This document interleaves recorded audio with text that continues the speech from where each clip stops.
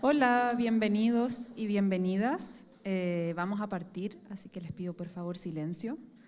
Nos encontramos hoy en este conversatorio que quisimos titular ¿Cómo hacer mi primera película?, enmarcado en Post-UDP, Feria Laboral del 2026, redes que impulsan tu trayectoria profesional. Y quisimos desde la Escuela de Cine plantear esta actividad pensando en el particular mercado laboral que tenemos como cineastas. Quisimos hacer algo que esperamos les sirva en su paso de la escuela al mundo profesional. Y para eso contamos con increíbles invitados e invitadas. Gerardo Mallea, realizador de cine y televisión de la Universidad de Chile.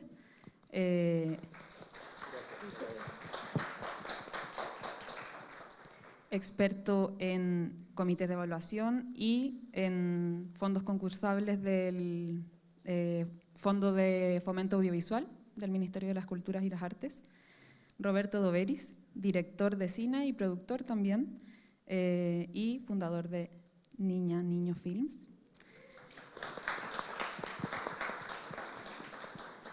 Y Alexandra Highland, realizadora audiovisual de la Universidad Católica y directora de Las Demás, que fue su ópera prima.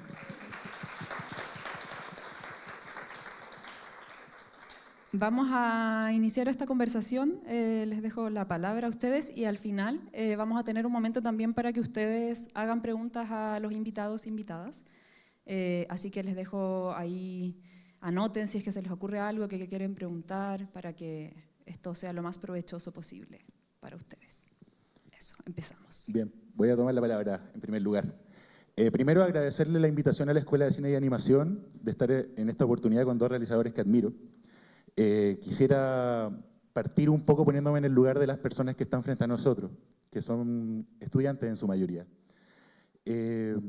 Bueno, se trata del primer largometraje. Antes del primer largometraje hay una trayectoria que se construye, en el caso de ustedes, en la escuela también. Y empezar quizás contando un poco la historia. Todos tuvimos que hacer cortometrajes, en la escuela yo también estudié cine. De repente, ¿cómo se aproximaron al cine, a la realización en sus primeros cortometrajes, en sus primeras obras? Ya estaba la semilla de dirigir, ya estaba en sus mentes la idea de un largometraje, porque tampoco es llegar y hacer un largometraje. Y también cómo fueron formando equipo también, qué papel jugó el conformar equipos de repente en los talleres. Yo creo que tratar de hablar un poquito de algo que viven los estudiantes que están acá, que es la idea de la constante realización que se produce en estos contextos. No sé, ¿quién quiere partir?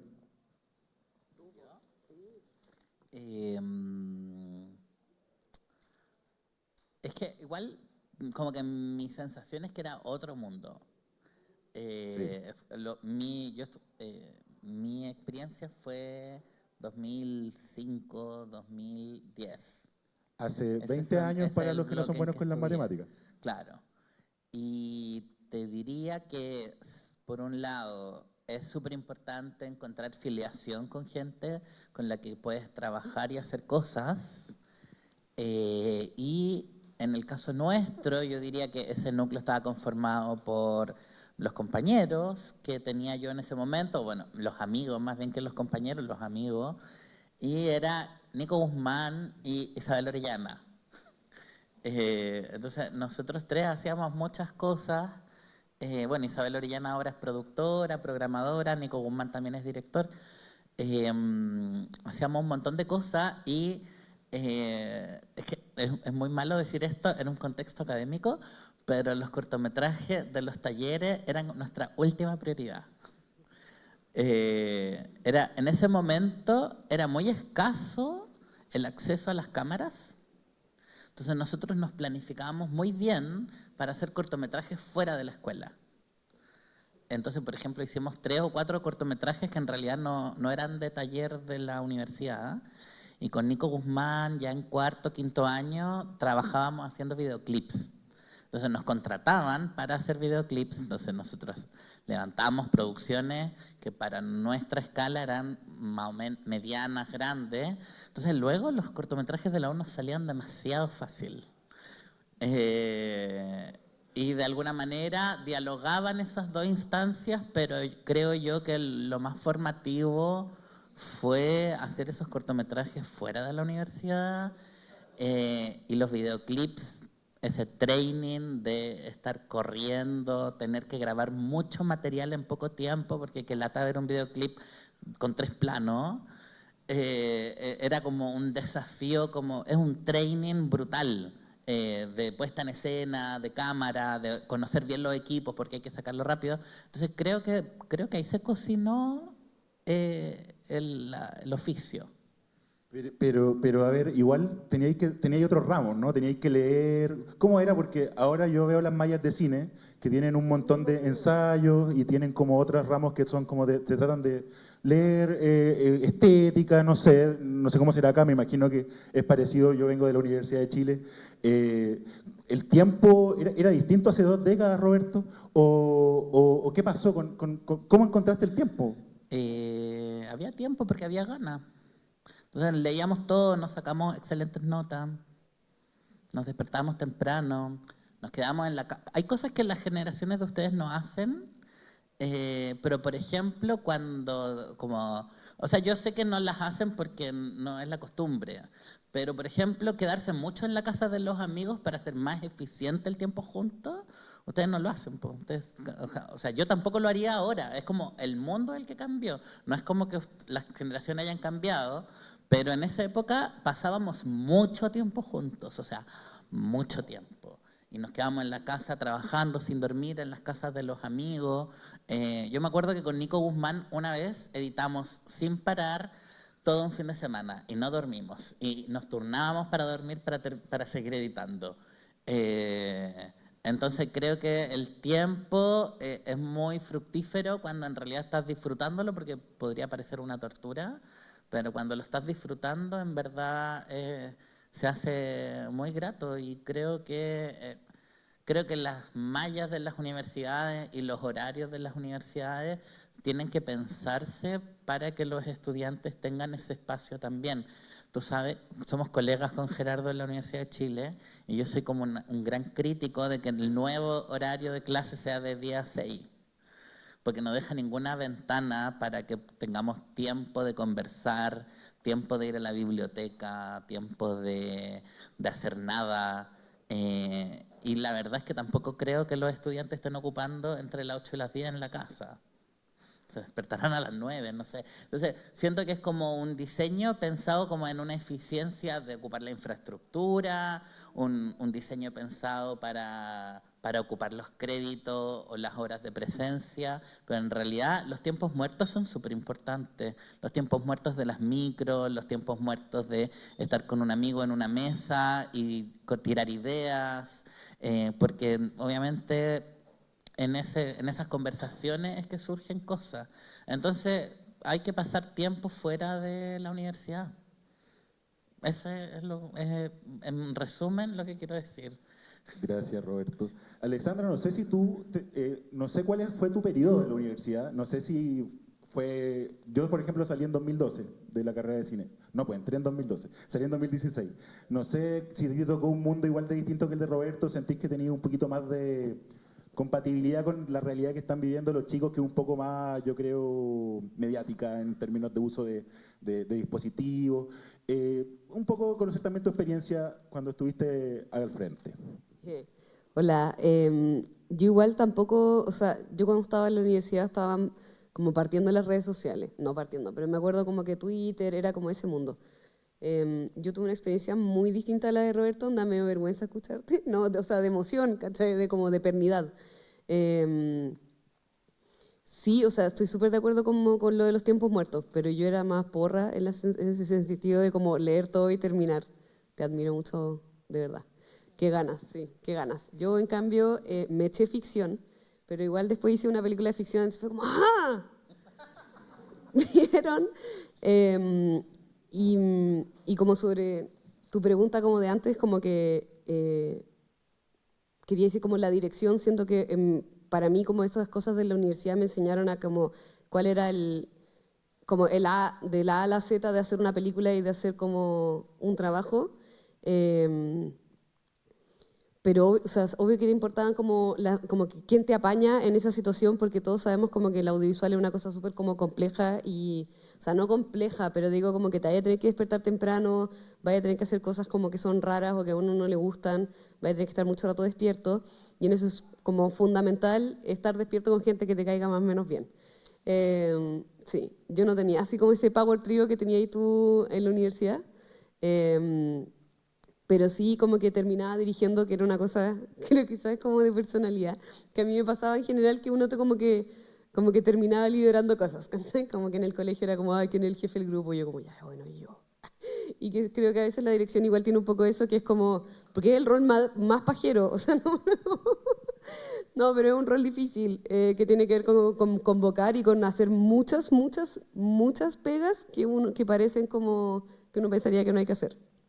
Y claro, siento que la universidad me permitió, para mí mi experiencia en la universidad como que fue muy, bueno, yo entré el 2009 y salí el 2015. Y entré un poco como a estudiar periodismo, hice como unas cosas ahí.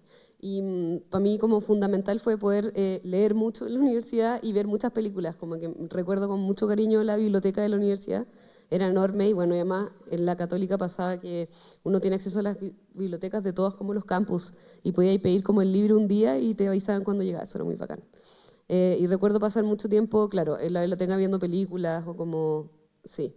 Y obviamente que es fundamental esos tiempos en los que nosotros nos íbamos a un parquecito, como al parque a divagar, porque como tú bien dices, y está como comprobado por la neurociencia, que son los momentos de reposo los que como que fomentan mejor la creatividad, de reposo y de ver películas. Pero sí, como que siento como etapa formativa en la universidad mucho de poder ver muchas películas, como conversar de películas, leer cosas. Cuando hablamos de los cortos que trabajaste, ¿siempre dirigiste? Sí.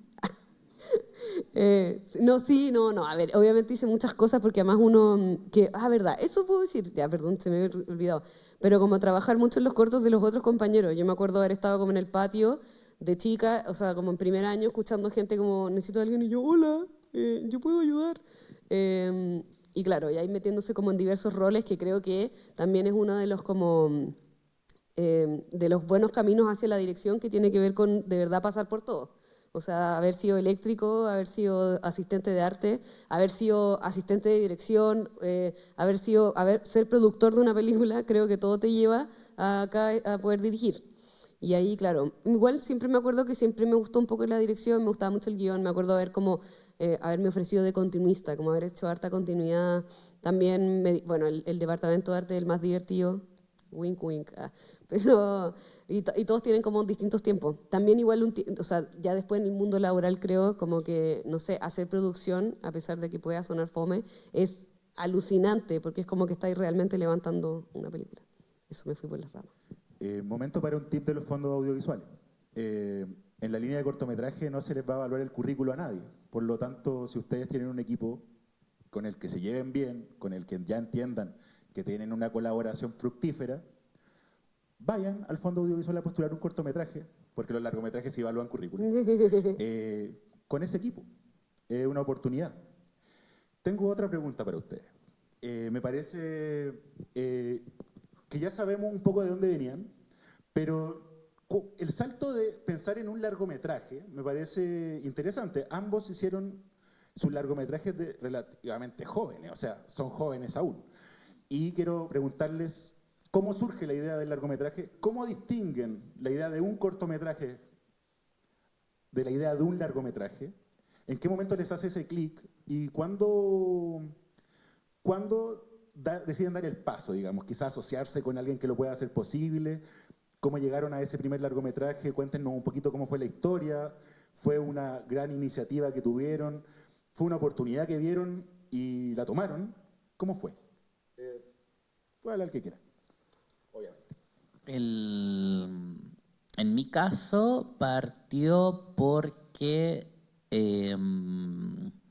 la Universidad de Chile en ese momento tenía un premio que solo podían postular los egresados del año anterior.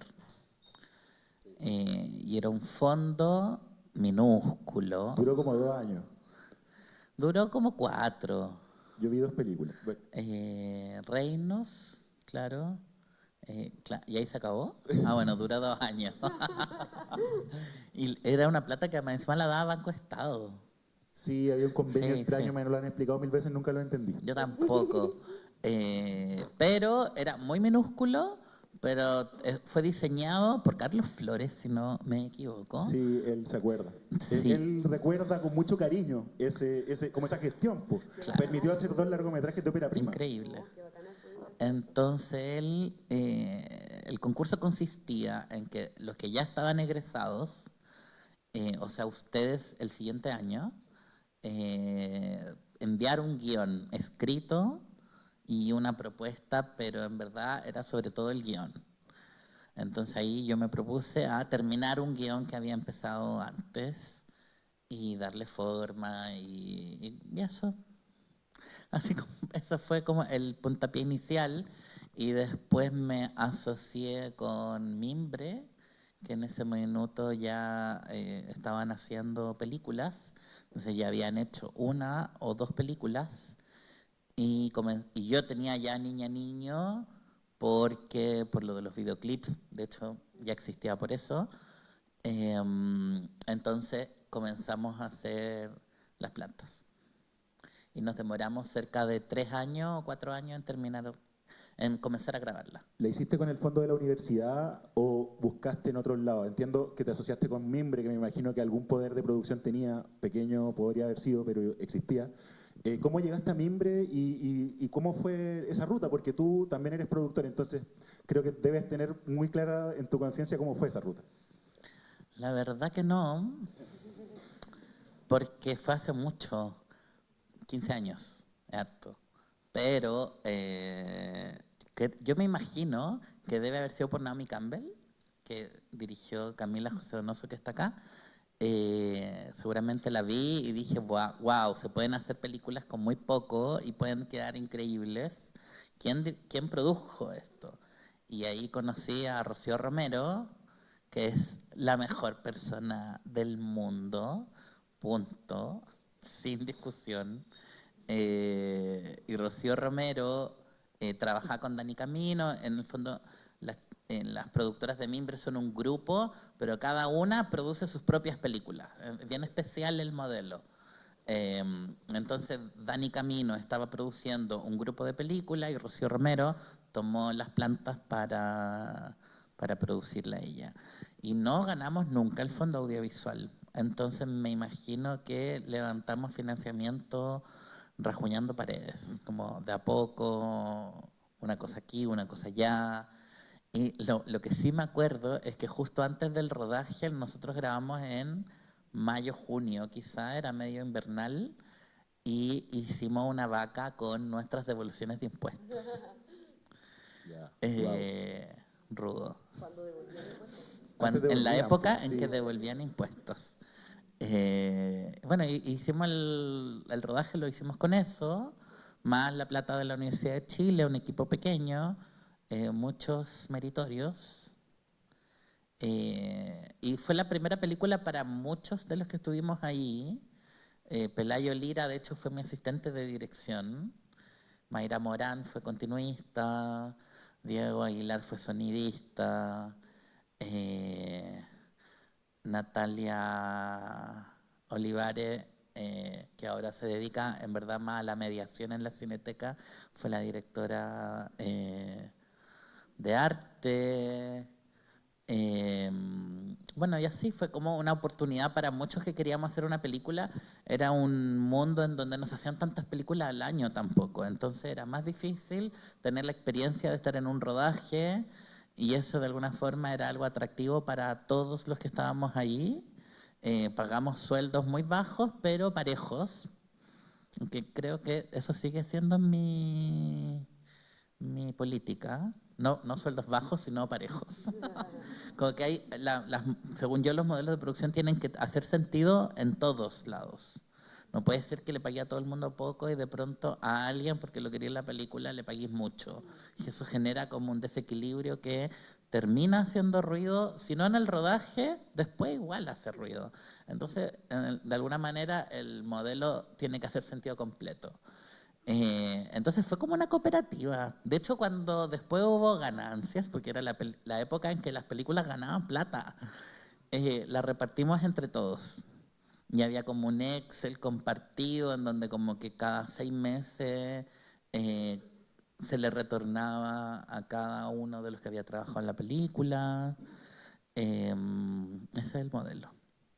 Y es la película, ya esto es lo más freak, es la película, de todas las películas que yo he hecho en Niño Niño, en donde he tenido más jornadas de rodaje. ¿Cuántas? Creo que 28. Ya. Que las Bueno. películas como que están en una progresiva disminución de jornada. Ahora se graban en 3 semanas, 3 y media. Entonces, porque en verdad está muy caro, pero... Es que además para el presupuesto con el que contaba 28 jornadas es demasiado, es mucho. Claro, una película como con presupuesto ya, con mucho cofinanciamiento, el fondo ganado, te puede durar eso ahora. Alexandra, para las demás, tú tuviste otra ruta, distinta a la de Roberto, claramente. De hecho, es una película que obtiene el fondo audiovisual antes de la pandemia. Sí. Y tú la estrenas después de la pandemia. Entonces, quiero saber qué pasa en ese camino y también, pero ir también a antes. Tú tomaste una decisión también, que fue postular como directora ópera primista a un fondo de largo, que es algo difícil de lograr ser seleccionado. Necesitas primero un buen guión, me imagino yo, pero también estar apoyado o apoyada por un equipo que pueda sostener esa postulación y que demuestre que un proyecto es capaz de lograrlo. Quiero llevarte a antes de esa postulación y que también nos cuentes cómo fue ese tránsito hacia un mundo distinto cuando lo estrenaste.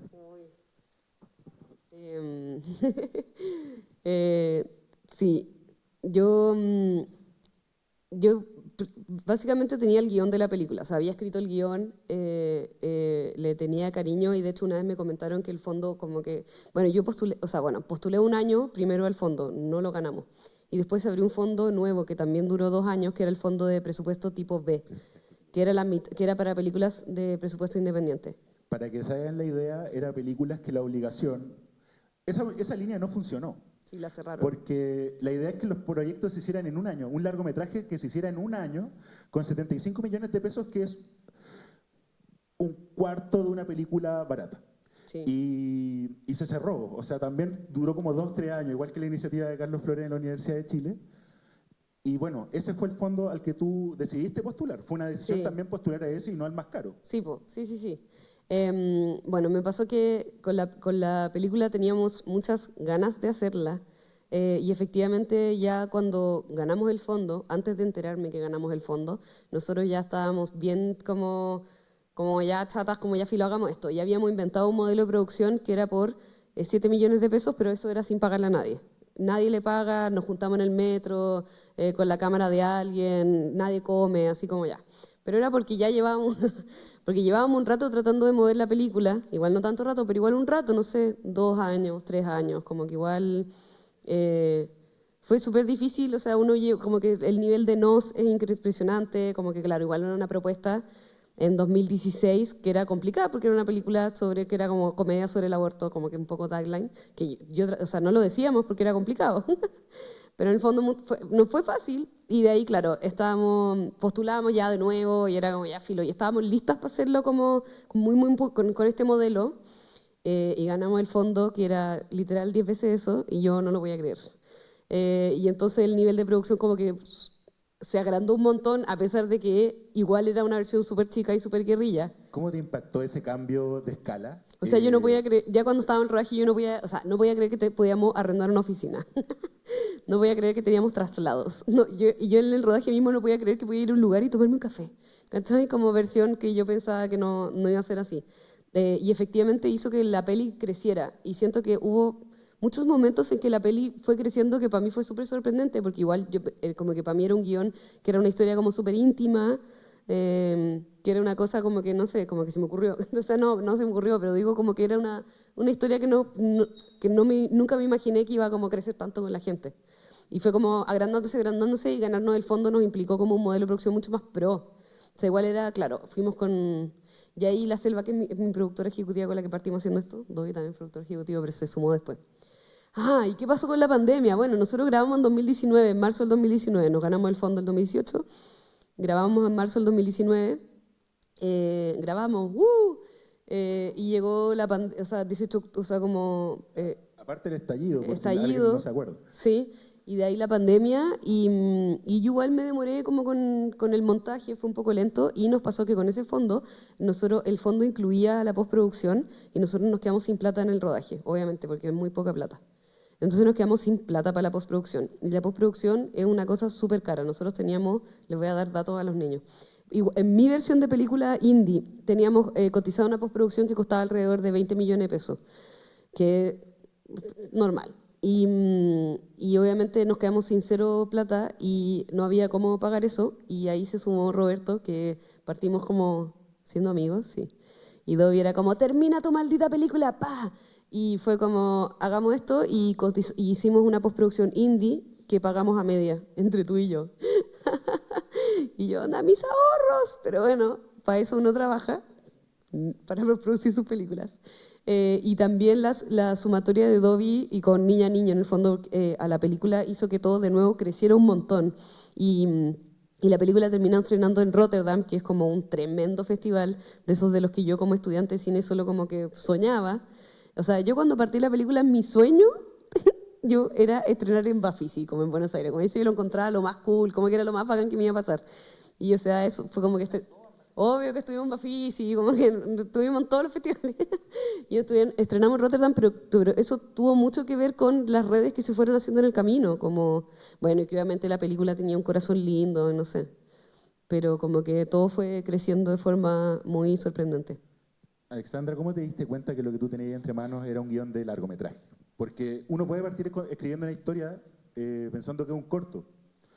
Yo creo que es lo más natural, pero en algún momento tú ves la historia que tienes, me imagino, y determinas que lo que tienes entre manos es un largo. ¿Cómo es eso? ¿Y qué es lo que distingue en general para ti un guión de corto de un guión de largo? ¿O qué elementos podemos encontrar? Tengo una respuesta que no sé si está tan bien, pero me acuerdo en la pandemia, bueno, nada que ver, pero tuve la chance de estudiar guión de televisión y ahí la profe que teníamos hablaba de que los largos te los dan las historias nomás. O sea, como que, a ver, nosotros sabemos que con las películas uno puede decir como contar las cosas de muchas maneras, como que la podéis contar de forma larga, como a través del tiempo, etcétera. Pero en el fondo un poco la historia te va a dar el largo. Y claro, creo que siempre quise hacer un largometraje. Obviamente, como mientras desarrollaba esto, la gente me decía, pero ¿por qué no soy primero un corto? ¿Por qué no soy un corto? Y yo como, no, porque es un largo. Obstinación. No, pero siento que las historias dan los tiempos. Como me acuerdo que esta profe daba como el ejemplo de Game of Thrones. Como Game of Thrones no lo podéis contar en 2 capítulos, porque es muy larga la historia. Claro, efectivamente, igual uno puede contar, no sé, como que igual uno puede jugar con las temporalidades de las cosas, pero igual, claro, la historia te va a decir cuánto dura. Como que para mí esta historia ocurría en aproximadamente 2 semanas. No sé si hubiera metido 2 semanas en 15 minutos. Pero bueno, no sé en verdad. Hagan lo que quieran. Roberto, no No sé si tú escuchen a nadie. tienes un tip también, un tip de escritura, así como, o un tip de lectura también, o un tip de, tengo una historia que sé que es un largo y no es un corto, no sé, algo así. Sí, no sé cómo responderte, porque obviamente la mitad de mi cerebro es productor y la otra es director. Entonces voy a contestar como productor porque en la forma más práctica. Como productor yo soy muy lector de los guiones y doy mucha devolución a la gente que está trabajando conmigo y insisto en que tienen que tener arco y los hitos y cuando las cosas están mal escritas. Yo he reescrito guiones de las películas que he producido. Onda como, ¿sabes qué? Mándame el final draft. Como que esto se está alargando demasiado y se viene el deadline. Pero como director, obvio que no me interesa nada de eso, porque como director, como que me interesa hacer películas que no necesariamente tienen como la estructura clásica. eh, eh, Trato de pensar las películas como una exploración. Entonces creo que es esa persona que dice, esto no da para más que un corto. En verdad es un productor pensando como en la estructura narrativa clásica.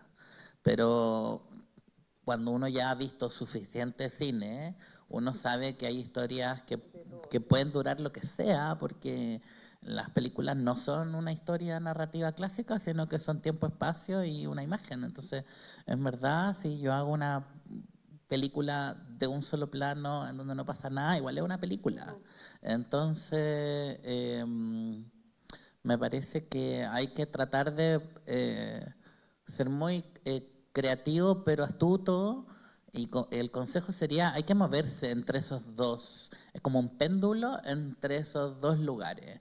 Las películas al final igual le tienen que hablar a alguien, y hay un público que espera emocionarse con esas películas, y la estructura narrativa clásica es la mejor forma de llegar a eso de una manera formulaica. Pero también las películas las queremos sentir arriesgadas y queremos ver cosas nuevas. Entonces también creo que es importante como productor pensar ante el formato, pero como director no. Bien. Puede ser un medio también. Claro, no hay fondos para medios, pero puede ser lo que uno quiera. Hemos hablado un poco de Lucas también. Quiero sacarlo no, no están metidos en esa lógica, pero quiero sacar la conversación de esa lógica, de los fondos, un poco. Voy a partir por Roberto en esta ocasión. ¿Cuáles son las posibilidades de producir sin ganarte el concurso del fondo, por ejemplo? ¿Cuáles son las ventanas? Hablemos de posibilidades más que de restricciones. ¿Qué modelos de producción de repente son compatibles con la iniciativa, por ejemplo, que tenía Alexandra de hacer la película sin el fondo? ¿Están las puertas cerradas? ¿Hay posibilidades? ¿Cuáles son las condiciones que tú crees que tiene que cumplir de repente la historia y el equipo para que no depender necesariamente de una selección en un fondo? Oye, una súper buena pregunta, porque yo nunca he tenido plan A, plan B con las películas. Yo decido al tiro si la película hay que postularla al fondo, y si no sale el fondo no la voy a hacer. O si es que la voy a hacer por el camino lateral. Como que uno leyendo el guión sabe qué película puede ganar el fondo y cuál no. ¿Y cuando, es muy automático. y cuando no, el camino lateral, ¿cómo es? El camino lateral solo es viable si es que esta pela de cable, que es este guión, que nunca va a ganar el fondo y uno sabe que nunca va a ganar el fondo, es barata. Porque también hay pelas de cable caras. Y esas en realidad no las vaya a hacer de ninguna manera, porque no van a ganar el fondo, o va a ser difícil, o va a implicar maquillaje, o sea, va a implicar cambiar el guión, independiente si después filmáis el guión original o el que inventaste para el fondo, que es posible. Pero, por ejemplo, de las alternativas, yo he pensado de películas que son muy raras, las he transformado en guión y las hemos pagado con el fondo de corto. Te ganaste el fondo de corto. Sí. Y mediante una ingeniería y de producción, sí. hiciste un largometraje. Sí. Sí. También en Niña Niño hay una política muy especial, que es que cada cosa que hacemos que sea como institucional, publicidad, cualquier cosa, tiene que dejar el 10% para hacer película. Entonces, como una especie de, como que se va haciendo un pozo. Entonces, no es que nosotros tengamos recursos, pero cada cosa, o sea, la naturaleza original de la productora es hacer películas. Entonces, cuando nos adaptamos a hacer videos, no sé, les va a tocar igual en la vida hacer videos a la minería, a un hospital, una capacitación, no sé, cosas. No necesitan hacerlas ustedes necesariamente, ustedes pueden contratar un equipo y hacerlo, pero nada, igual toca ir a esas reuniones, hablar con gente, es una pega que podrían querer hacerla o no, pero lo que les digo es que si la hacen, asegúrense de que les caigan lucas. Y esas lucas se van reinvirtiendo. Parte de los equipos que yo ocupo en estas películas como más laterales son los equipos que compramos con esos otros trabajos. Es como una economía circular, sin que sea hippie, pero de alguna manera hace un círculo virtuoso, porque además en el ámbito de las películas uno está hablando de trabajo también. Entonces, para poder tener asistentes de producción permanentemente, es bueno que esa gente que trabaja contigo, en el fondo, tenga una cierta regularidad de trabajo. Entonces, si es que, por ejemplo, el primer semestre hacemos una película, quizá el segundo semestre estamos haciendo videos institucionales. Y de alguna manera es bueno que haya esa flexibilidad para que, porque las productoras son entes vivos y son entes en sí mismos. Uno piensa que la productora es como algo que uno necesita para la película, porque en el fondo uno piensa en la película, pero en verdad también hay que pensar en la productora. Y la productora tiene que ser un ente que exista también y va a subsistir a la película. Y tiene que vivir, tiene que tener una cierta salud. Y como productor también pienso que una película no puede como llegar a una productora y matarla. Entonces, las películas también, desde un punto de vista de productor, son peligrosas. Algunas películas empiezan a ser peligrosas. Yo he tenido que tener reuniones con creativos, por ejemplo, hace poco en un CNTV, de decirles como, llegamos a un punto muy en buena, porque obviamente son personas con las que trabajamos y confiamos, pero llegamos al punto de decirle como a las personas creativas que están escribiendo los guiones de la serie, llegamos a un punto en que seguir dilatando esto está poniendo en peligro a la productora.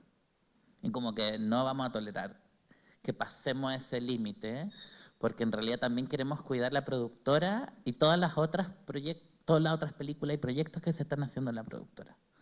Entonces sí, como productor creo que hay que tomar decisiones. Y que no toda la plata venga de los fondos es saludable también, porque si no va a estar dependiendo de una ruleta rusa. Y es posible hacerla sin los fondos también, es posible. Alexandra, te quiero llevar, bueno, aparte de estrenarse en Rotterdam, de mostrarse en Rotterdam, las demás también contó con distribución nacional en Chile, se mostró en salas comerciales, con el apoyo de Storyboard Media. Quería preguntarte por el tema de los públicos, por el tema de la audiencia. ¿Tú escribiste tu guión ya pensando en quién lo iba a ver? Te hiciste la pregunta, ay, tal vez si tomo estas decisiones creativas, esto no le va a gustar a la gente, no van a querer ver mi película, te pasaste esos rollos. Y también me pregunto después cómo llegas, si es que tú sabes, cómo llegas a encontrarte con estos tratos de distribución. Pero lo que más me interesa es cuando uno está escribiendo, cuando uno está haciendo la película, cuando uno está en el proceso. ¿Qué tan relevante es la pregunta por la audiencia, por los festivales? ¿Tú tenías pensado algo? Háblanos un poquito de eso. Yo creo que sí tenía pensado en la audiencia, como sí en un momento, pero porque siento que es como un ejercicio medio Mateo nomás de como partir tu película y decir como, ¿quién quiero que vea esto? No era como un lugar restrictivo, sino era como, ¿quién me gustaría que viera esto? Y me acuerdo de su momento, desde el origen de la película, yo dije como, esto me gustaría que lo vieran chicas jóvenes, como escolares, como más que pudieran ver la película y sentirse como en un lugar como cariñoso, como afectuoso. Como que sí lo pensé de antes. Después, sí lo tenía pensado. Después, el mundo de como ruta de festivales y no sé qué nada, era algo que a mí no me interesaba nada. Al principio de la película trabajé con una productora que después dejé de trabajar con ella y fui a buscar a Selva, que estaba como súper obsesionada con eso, como que en esas rutas y eso es como que primero fue estrenar en no sé dónde, después estrenar en no sé dónde, y yo era como, nada de esto me interesa. Como yo estaba con ganas de que se estrenara en el Festival de la Esquina, me parecía suficiente. O sea, para mí me parecía suficiente hacer la película y de ahí mostrarla como donde fuera, como no sé. El mundo de la ruta lo entiendo cómo funciona. Yo de hecho la película la postulé, estuve en varios laboratorios, como que empecé como a hacer toda esa ruta porque cuando salí de la universidad lo primero que trabajé fue un poco como en cosas de desarrollo, se entendía un poco cómo funciona.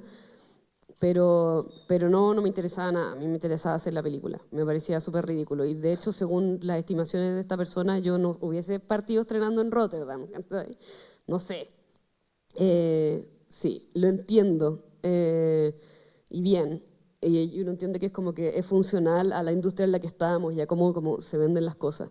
Pero sí tenía pensado un público, como que sí encuentro interesante pensar un público y pensar como de verdad hacer la tarea de como mi público principal, mi público secundario. Y también igual debo decir que escribiendo la película, para mí igual era importante que la película le gustara a la gente. Como que me encantaría hacer en algún momento de mi vida cine súper experimental también, pero con las demás siento que uno está teniendo como una pequeñísima ventana de usar muchos recursos y plata y personas para como contar algo y como que a mí me importaba igual que poder llegar a contarle eso a la gente. En ese sentido, por ejemplo, fue súper relevante en el casting, de repente hicimos como una mezcla bien mezclada, pero también empezar en rostros de televisión, como simiosas cosas, como con la búsqueda de que llegara a más gente. Eso. Genial. Y en tu caso, Roberto, con Las Plantas, que estuvo en Berlín, ¿no? Y Proyecto Fantasma, has tenido una amplia ruta de festivales. También has tenido amplia trayectoria de distribución. Quería saber también de tu punto de vista y si aquí también nos puede iluminar. Esta es la última pregunta porque vamos a abrir las palabras. Sobre esas dos vetas de las que nos ha hablado, como productor y como director, me imagino que también hay puntos de vista distintos, ¿o no? Igual les quiero preguntar si es que hay productores en la sala, porque yo he hablado como productor todo el rato, que es lo que me sale más por default. ¿Hay Ahí alguien que se alguien quiera levanta la dedicar mano. a la producción en el futuro? Ah, Son viene, o varios. sea, igual hay una audiencia. Ya, Ok. sí, bien. No, es que yo como productor nunca dejo que los directores contesten estas cosas. Como, no. O sea, el productor escribe eso, los directores no. ¿Saben qué? Ni siquiera es como lo que les compete. Es como. Y además, si lo hacen, lo van a hacer mal. Eh, Porque en realidad es parte del oficio de productor saber escribir eso, saber diseñarlo, saber hacerlo. O sea, los directores, por default, dicen como esta bobada que es como quiero que lo vea la mayor cantidad de personas posible. Y es demasiado tierno, pero cuando en un fondo te están pidiendo el público objetivo, eso no está mal, ¿cachai? Entonces, claro, ¿para qué someter a los directores a hacer cosas que en verdad no son su expertise y que en realidad deberían estar haciendo quizá otros textos como o perfeccionando otros textos como la nota de dirección o quizá el punto de vista, el tratamiento audiovisual? Textos que después yo como productor igual los edito, pero digo, el público objetivo es algo tan de producción que en verdad es mejor que uno lo redacte y si bien cuando el guionista está escribiendo el guión igual está pensando como en una especie, en un tipo de obra que quizá apela a alguien, ¿no es cierto? Pero a veces igual están equivocados, es muy loco. Eh, Por ejemplo, gente que escribe como ya una historia gay, que obviamente me toca leer todo el rato. Como que si alguien tiene un guión gay, siempre es como, oye, tengo un guión. Bueno, he leído muchas. Y hay algunas historias específicas que no son para público gay. ¿Cachai? Como, no sé, como Heated Rivalry, por ejemplo, público objetivo, mujer heterosexual. ¿Cachai? Como que en el fondo la forma en que se articulan los productos audiovisuales a veces no necesitan como que el público objetivo sea exactamente lo que hay en pantalla. Que en el caso tuyo quizás sí coincide, que sí son como chicas que tienen como esa problemática y que además quieren discutirla en productos culturales y en el espacio público.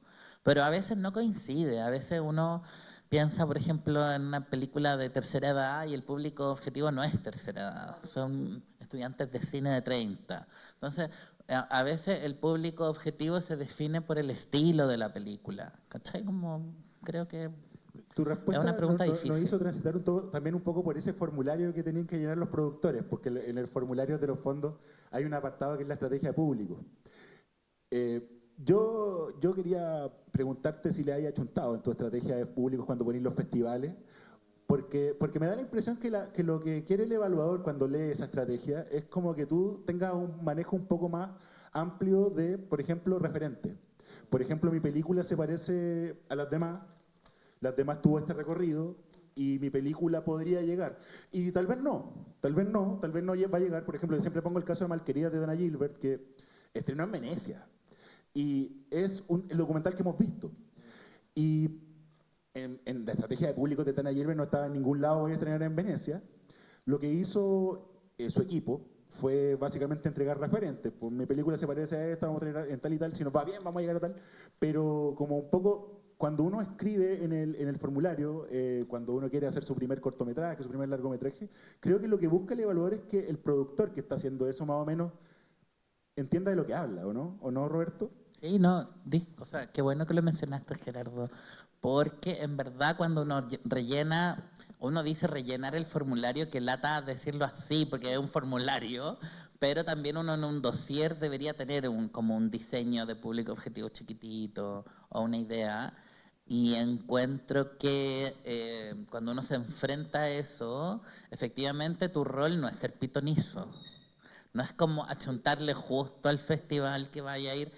No se trata de eso, se trata un poco de lo que decís tú, efectivamente, como ser capaz de articular un relato. Sí, una ruta, como... Un relato, yo diría que es más un relato, porque es como una historia completa, pero no es una historia de lo que pasa en la película, sino que es la historia de este proyecto. Sí, sí. ¿Cachai? Es como el relato del proyecto, que haga sentido.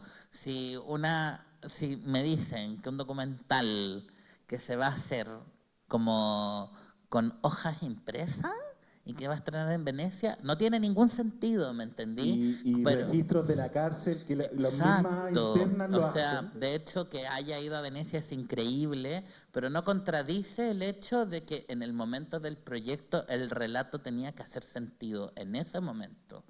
Eh, no sé si se entiende, como que para mí no son cosas contradictorias. En el momento en que uno está perfilando un proyecto, el proyecto tiene que sentirse coherente, sólido, que la persona que te está contando el proyecto entienda el tamaño del proyecto y entienda los lugares a los que podría ir un proyecto de ese tamaño o de esas características.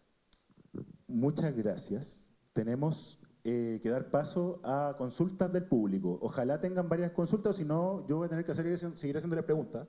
Pero quizá alguna consulta, quizás hay algún estudiante acá que esté pensando en su primer paso, algún productor que tenga muchas dudas de cara a una postulación, algún guionista que no sabe cómo perfilar su tratamiento narrativo, no sé. Habría muchas posibilidades. Que levante la mano, por favor, si es que alguien quiere hacer una pregunta.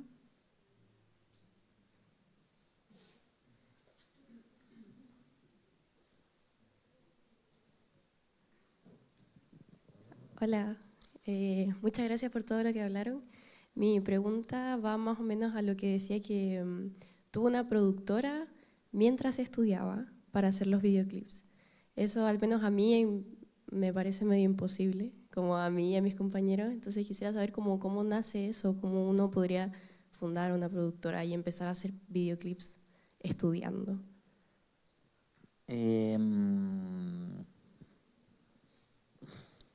Es que ocupábamos los equipos de la universidad, porque además había muy pocos estudiantes en ese momento, pero también era un momento como de mucha escasez de equipos en general. Entonces como que las cámaras, o sea, creo que justo en ese periodo comenzaron a hacer cámaras reflex, como que se grababan con cámaras grandes, claro, y requería mucha organización nomás, como... algunos de esos videoclips los hicimos gratis, los primeros. Los hicimos porque queríamos probar, lo hicimos en segundo, tercero, ya en cuarto teníamos clientes, pero también significó probar, intentar cosas. eh, Eso mismo yo creo que también fue un trabajo de redes, de unas redes que quizá hoy no me interesan, pero quizá en ese momento fueron relevantes, como conocer a los músicos de esa época, los sellos, los medios, eh, las revistas, como que igual había un ambiente como muy nutritivo para como esa escena de música indie en ese momento. Eh, pero en rigor, o sea, más allá de tener una productora como formal, estar como pagando el formulario 29, ponte tú, en rigor lo que captura es el espíritu de ese momento, es que nosotros grabábamos mucho fuera de la universidad. Y algunas cosas no eran trabajo, algunas cosas eran proyectos personales. ¿Cachai? ¿Alguien más tiene alguna pregunta?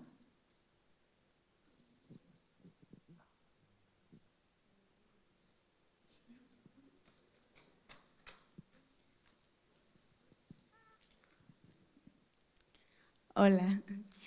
Esta pregunta es mucho más como alejada de mi realidad actual, pero igual me da curiosidad como cómo se sienten ustedes ahora, como hasta dónde han llegado y para dónde van, a dónde piensan llegar después de esto. ¿Qué es lo que se imaginan hacer después de esto? ¿O van a hacer otra película? ¿Tienen una idea ahora? ¿Qué pasa después?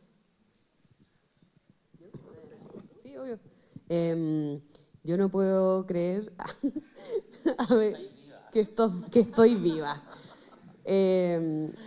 No, o sea, no, pero puedo decir que es muy bacán estar aquí, por ejemplo, ¿cachai? Como que para mí la película me ha traído demasiadas cosas interesantes, como que ha sido un mundo sorprendente, me ha sorprendido demasiado más, he llorado un montón, pero lágrimas de felicidad y de tristeza y de angustia. Y tengo muchas ganas de seguir haciendo películas, o sea, a mí me encanta dirigir sets, es una cosa que me da felicidad. Hoy en día trabajo en varias cosas diversas, pero porque así soy yo. Pero me muero por seguir haciendo películas, como que creo que es una manera de contar cosas demasiado que a mí me alucina. Sí, y eso, o sea, siento que me ha traído un montón de cosas. O sea, cuando estrené la película viajé por el mundo, fue increíble, conocí gente espectacular. Y bueno, y hasta el día de hoy todavía me pasan cosas como que me escriban y venga a conversarles a ustedes. Yo no sé, no lo tengo tan claro. ¿Tú estabas rodando hace 2 semanas? Sí, yo grabé una cuarta película como director. Me encanta ser director, pero en realidad es lo más difícil. Entonces, por eso como que soy más productor, yo siento, como que mi cerebro está en modo productor todo el rato y de pronto como un tiempo libre es como, podría hacer una película. Y en este minuto, claro, no me motiva, yo no tengo la ambición como de crecer, como que no la tengo, de verdad, me encanta ver a la gente que tiene esa ambición, como que a mí no me interesa. O sea, mi plan ideal sería seguir haciendo las películas que se me antojan y seguir trabajando en la universidad y seguir desarrollándome en la universidad, porque trabajo en la Universidad de Chile, soy colega de Gerardo ahí. Estoy terminando un doctorado, como que me gustaría sacar un par de libros más eh, y seguir haciendo las películas que me interesan. O sea, a mí me han pasado cosas raras, ponte tú. Este es mi ejemplo para demostrar que como que no solo tengo una pulsión por hacer películas. Me han llamado por teléfono amigos productores a decirme como, mira, tengo toda la plata para hacer la película, pero no la quiero hacer yo. ¿La querí? Y asistió la película de ese director. Y es como, no. Como que en realidad estoy haciendo las películas en las que yo creo. Y lo hago porque me gusta pasar tiempo con esos directores. Y de alguna forma me gusta desarrollar amistades con esos directores. Me caen bien. O sea, no es por la película. Si la película no se hace nunca, yo no voy a pensar, perdí todo el verano juntándome con Juanita, porque en realidad fue un verano maravilloso tomando café y pensando en ese proyecto. Y no voy a pensar cómo perdí ese tiempo. En realidad, entonces, si pienso en el futuro, pienso que voy a seguir haciendo lo mismo, trabajando con mujeres con diversidades y historias que me caen bien. Eso. A mí me parece igual una inquietud súper legítima. Yo en la Escuela de Cine hago coordinación de vinculación con el medio y prácticas profesionales, me toca la parte de la práctica. Entonces los estudiantes tienen esta inquietud también de cómo van a crecer ellos profesionalmente una vez que salgan. Es una inquietud súper legítima. El campo laboral no es el que era, por ejemplo, el que nos tocó a nosotros. Y cada vez va a ser más complejo. Pero también yo creo que, aunque acá tenemos los dos casos de dos personas que hicieron tempranamente sus largometrajes, de todas maneras los caminos son accidentados. pensaba en el caso más reciente como de éxito, comillas, de Diego Céspedes, que le fue muy bien en Cannes. Es su primer largometraje y igual tiene 31 años, salió de la escuela hace 7, 8 años para su primer largometraje, siendo un estudiante destacado en ese momento. Su primer cortometraje lo pone también en Cannes. Entonces, la trayectoria no es algo matemático. Y también hay que abrir la mente a que esta disciplina del cine no es solo la realización de cine. Está la mediación, están las salas de cine, está la investigación, está la docencia, está la distribución. Hay muchas áreas también en las que nos podemos desempeñar, en las que podemos emprender. Y creo que también eso desde mi parte también remarcarlo. Gracias. ¿Hay tiempo para una pregunta más, si es que hay alguna pregunta? Pero son más de una. 1,5 es que la... Ya dos entonces, démosle con 2. Disculpe la repetición del tema, esta pregunta va más para usted. Con el tema de que, bueno, me reflejo mucho con lo de la productora paralelamente a los estudios. Y mi pregunta va más como, usted personalmente, ¿cómo se organizó junto con porque me imagino que su grupo era de 3, ¿no? ¿Y fueron los 3 todo el tiempo o se fue sumando gente?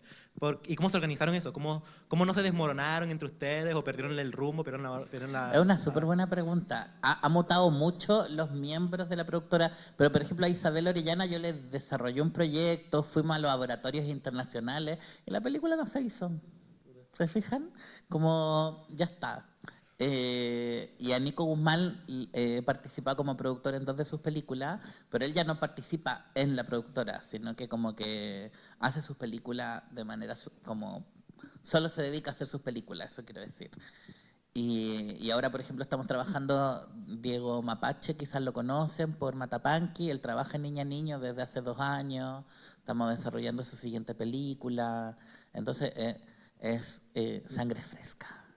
Como que en verdad, en realidad como que es súper bueno incluir gente joven. Diego tiene 25, Javier, que es el colega de Diego en Mapache, tiene 26, Javier Vázquez, tú lo conoces. Por supuesto, muchas prácticas. En algún minuto ahora Sinclair fue parte de Niña Niño, o sea, de alguna manera es dinámico. Si el proyecto tiene sentido y además que con la gente que pasa y se va también como que hay unos lazos como muy estrechos. Con Aura tenemos proyectos, o sea, Aura trabajó en Niña Niño, ahora Aura tiene su propia productora, pero también tenemos proyectos juntos, o sea, a lo que voy es que eso demuestra que los vínculos son más humanos que pragmáticos, no es solo como compañeros de trabajo, es gente como con la que compartimos más cosas, visión de mundo, eso. Allá atrás al fondo. Es como al rincón, allá al máximo, no más lejos.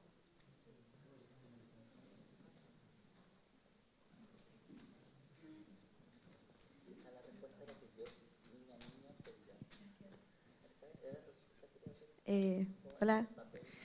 Mi pregunta igual es como un poco más personal, pero es sobre cómo es su proceso creativo y si es que tienen uno, porque en volada no tienen uno y estaría súper bien, pero cómo es ese proceso en el que uno crea, más que nada, y cómo es cuando uno se bloquea también. No sé si han tenido bloqueo creativo, yo creo que sí a lo largo de su carrera.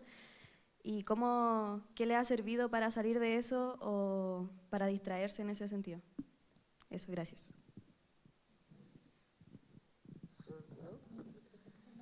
Procesos creativos, ya. Como que para mí todas las como cosas que he escrito, películas, etcétera, como que vienen de una pulsión como brutal, como que nunca es como, no sé, como que es como tengo que, o sea, no sé, pero como que en el fondo como, igual las cosas de repente parten como por imagen, no sé, pero creo que los orígenes tienen que ver, claro, como con inspiraciones cercanas, historias que uno quiere contar, cosas que uno quiere hacer igual, porque al final uno va a estar metido en ese proyecto tanto rato, que es importante que sea algo que a uno le resuene o le den ganas. Y sobre los bloqueos creativos, yo me gusta mucho una cosa que decía Hemingway, funado igual, pero filo. No sé si está funado oficial, pero No está ya, tan funado. no está tan funado, ya. Como decía Hemingway, Siempre se supo. sí, bueno. Sí, nunca guardo nada. Bueno, Hemingway decía que había que escribir ebrio y editar sobrio. Ya, yo no me refiero, no se alcoholicen, ¿ya? Porque está súper mal. Pero sí creo que... No. Pero sí creo que lo que tomo de eso... Chao, Dani. Eh, lo que tomo de eso es que es como escribir con arrojo, en el fondo, como que cuando escriban no se editen, ¿cachai? Como que porque yo siento que pasa mucho, o sea, yo, como todos me imagino, uno se autocensura un montón.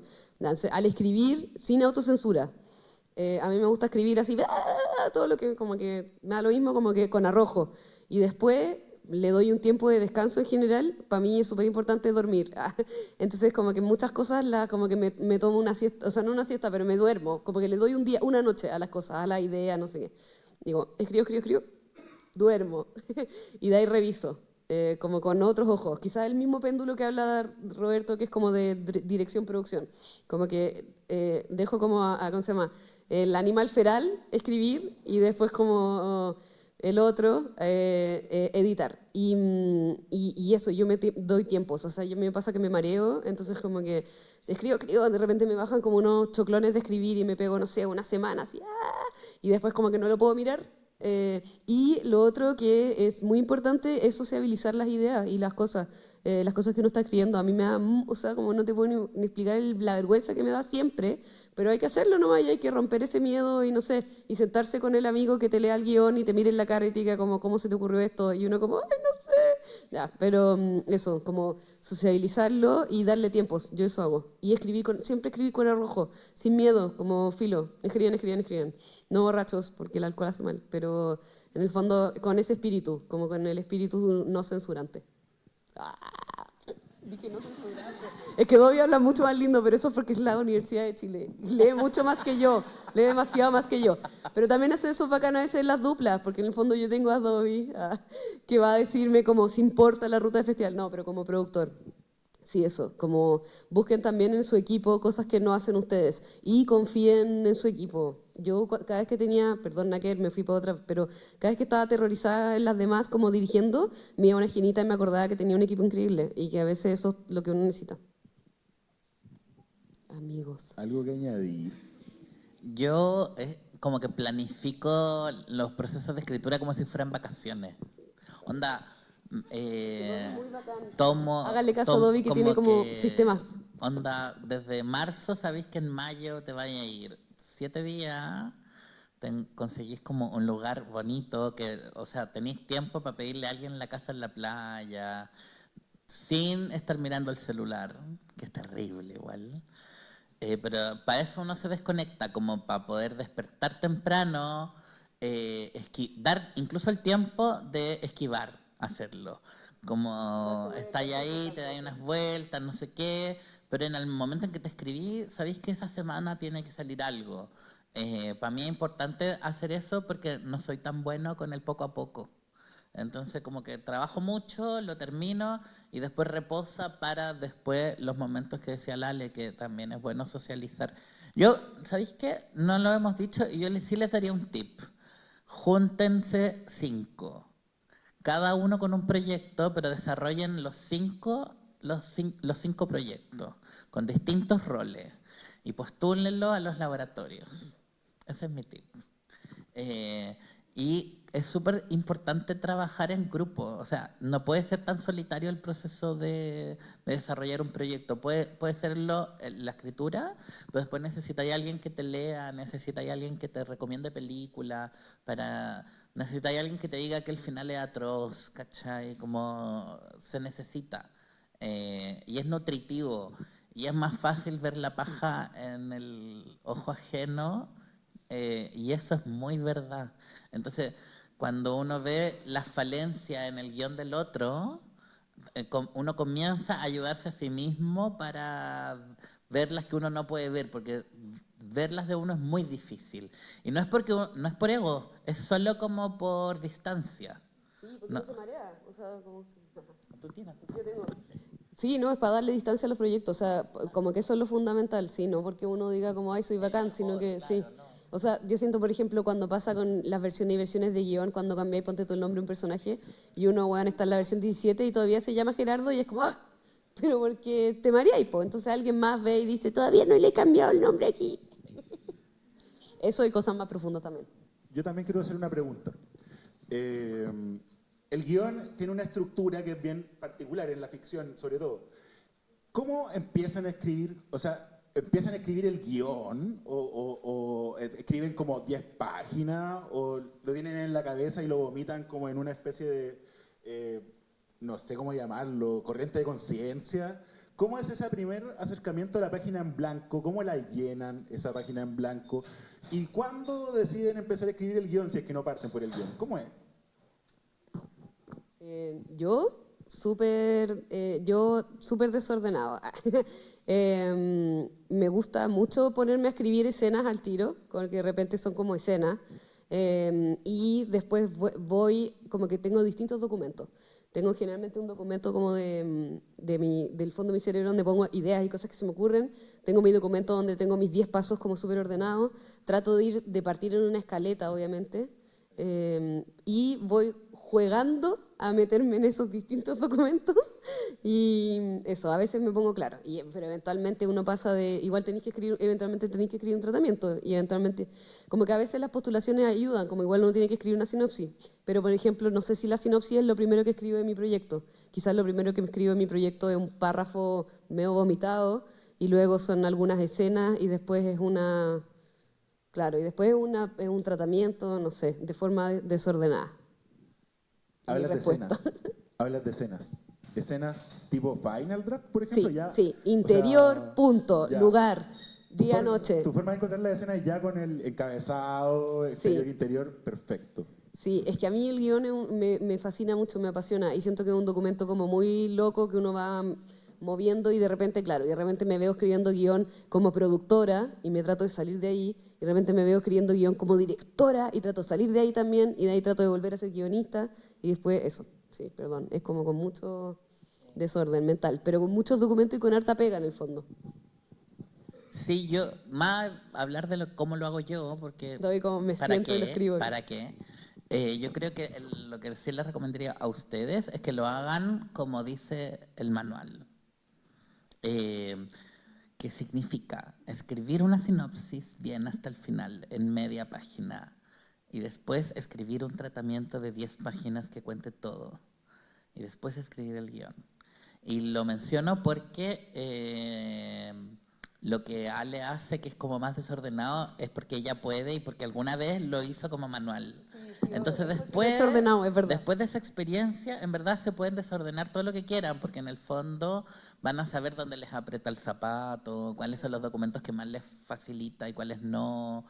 Obviamente siempre pueden tener como una página de ideas, eso siempre, pero creo que va a ser súper necesario para hacerlo por primera vez, hacerlo más manual. Esto lo digo a propósito del diplomado de guión de la Universidad de Chile, que dura un año entero. He escuchado que es un gran diplomado. Es un gran diplomado y en ese diplomado yo he observado que efectivamente todas las personas tienen distintos métodos y que a veces como que brillan más en el momento en que escriben el tratamiento y hay otros que lo han hecho pésimo, pero cuando llegan a escribir el guión es que pasa la magia. Y en realidad este camino que pareciera como lineal es de ida y venida, como que uno está en el guión y cambia cosas del tratamiento, entonces después hay que volver igual. Y de repente estáis full escribiendo el guión y así como, ¡ah! ¡Esto va antes! Exacto.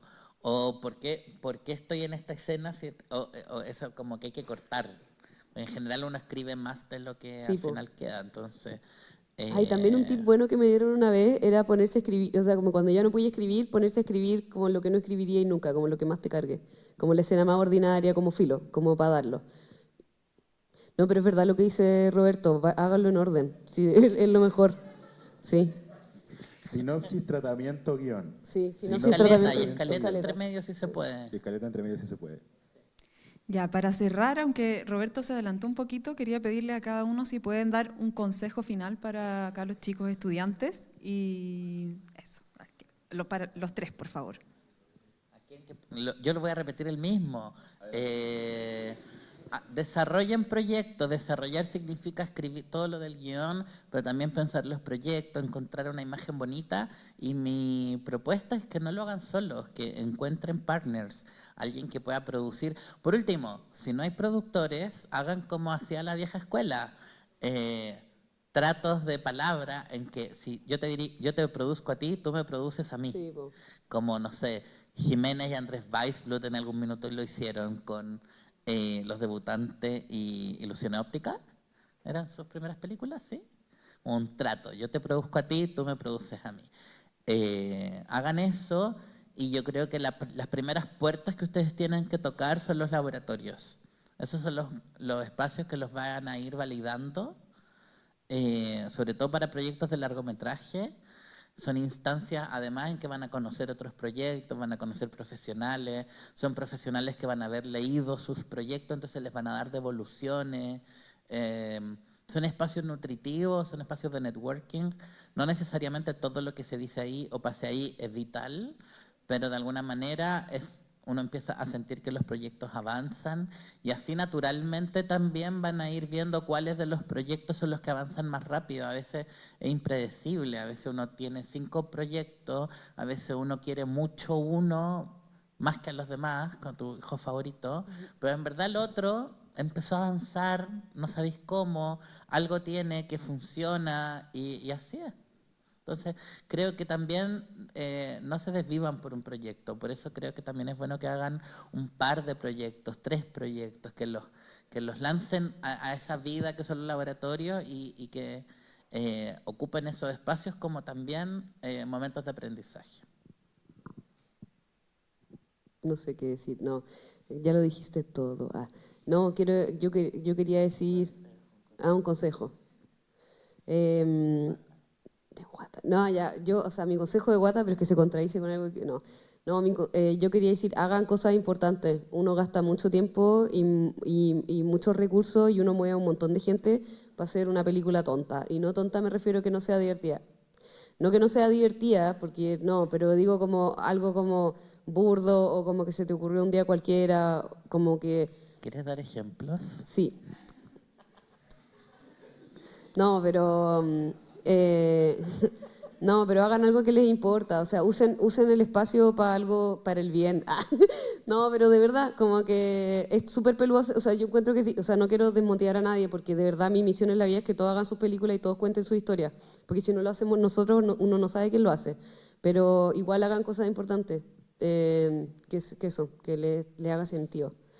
Eso. Y mi tip de siempre es que igual hagan las cosas sin miedo, porque si esperan a que se les quite, no lo van a hacer. Wow. Y que los piratas, ¿no? Sí, es que para cerrar un poco, ya tenemos que cerrar, ¿no? Yo le aconsejaría perseverar. O sea, no es desvivirse, es perseverar, es tener la paciencia suficiente cuando un proyecto a veces no es su año. De volver con él, de quizá entender que en 6 meses más se vuelve y que mientras tanto hay otro horizonte que es más próximo, hay otra oportunidad que está más a la mano. Muchas veces ocurre también, no solo con las películas, digo yo, también con las oportunidades afuera que tienen que ver más allá, con otras dimensiones del cine, con un trabajo, no desmoronarse, intentar sostenerse y confiar también en ustedes mismos. Yo creo que la idea de que estemos acá, de que ustedes sean estudiantes de cine, que no es una carrera cualquiera, no es una carrera que nos hayan obligado a todos nosotros a estudiar, nuestros padres, precisamente, tiene que ver con una pasión, con una esperanza, con una energía, que yo creo que no tienen que perder. Y cuando hay una puerta que se cierra, hay ventanas que se les van a abrir. Eso yo les diría. Sí. Y perdón, pero me quería sumar un poco a eso, que el mundo de la industria es todo un lugar súper complejo y difícil, entonces de verdad que a uno le digan que no, da lo mismo. O sea, si fuese por los no, uno no hace nada, porque de verdad está lleno de cosas que se caen. Yo les contaba que cuando salí de la universidad trabajé mucho en producción ejecutiva, como en desarrollo, y la cantidad de proyectos espectaculares que no ganaban fondos año tras año era una locura, y también proyectos tontos, no, malos que ganaban fondos, pero porque es un poco una ruleta rusa, entonces no se desanimen. Eso. Uno recibe nos, pero también recibe sis. Bueno, muchas gracias a los tres. Pido un aplauso, por favor.